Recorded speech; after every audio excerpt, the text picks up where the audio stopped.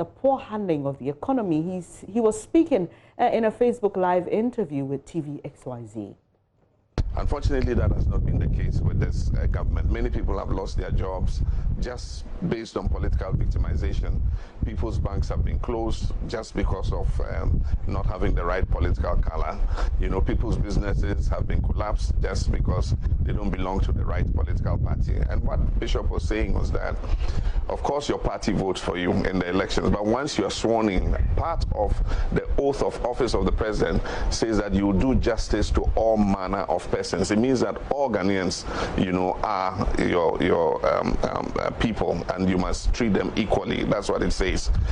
And you realize that it's created a certain extremism in our political party engagement. And so I hear our own people, NDC, saying, oh, what they've done to us, when we come, we too, we shall revenge, you know. But I mean, what kind of nation will we build if we have this vicious cycle of, you know, government changing and seeking vengeance against each other? And so I'll say that we're all Ghanaians. Let's open the opportunities of this country to all Ghanaians. We cannot develop with half a nation. The two parties are almost, you know, have almost the same numbers.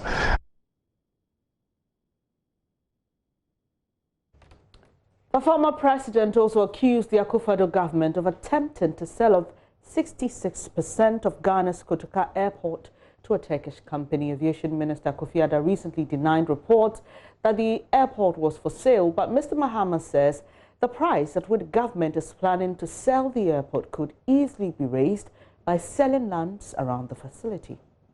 Study of Kotoka Airport was done and was valued, if I remember, at 5-point-something billion Ghana cedis.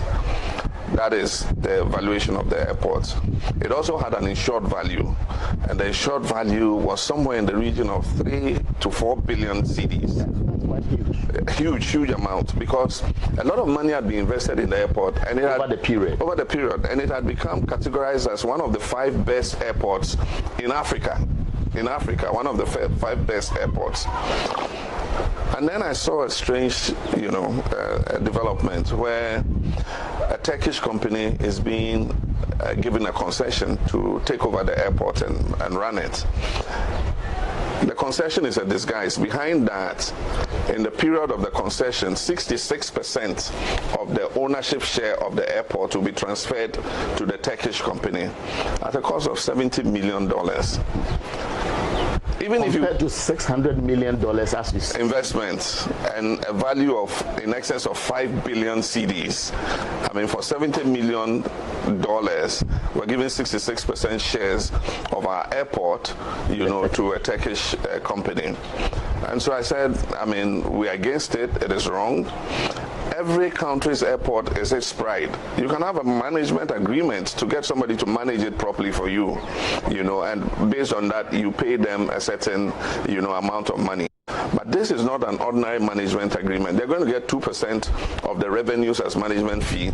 But in addition, 66% of the ownership share of the airport is going to be transferred to them for $70 million. And I think that that is absolutely wrong. Even if you sold some of the lands around the airport, you'll be able to raise far more than $70 million. So if it's we want, you know, I mean, the other ways of raising it, the value of the lands around the airport alone are far in excess of $70 million. Mr. Mahama is also promising to create more than 1 million jobs if re-elected. My message to Ghanaians is we need jobs, jobs, jobs. The central plank of my second coming as president is to deliver jobs to our young people. If we don't do this urgently, we have a time bomb ticking away.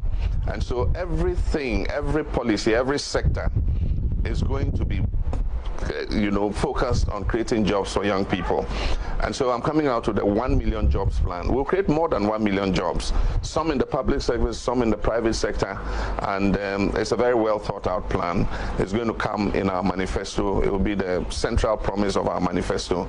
We're going to take the mining sector and create hundreds of thousands of jobs in the mining sector. We have what we call a New Gold Initiative, and it is to leverage that natural resources that God has blessed blessed us so bountifully with across the length and breadth of the country, from the north to the south. Everywhere you dig, you find gold. How do we harness that to create jobs for our people? That is going to be part of the central plank of what we do when we come back. Excellent. You're watching NewsDesk with me, Bernice Abubeidulansa. Coming up shortly in business, ISA warns the suspension of Fiscal Responsibility Act for 2020 could affect Ghana's credit rating. Darryl Kwao is standing by with details. Do stay.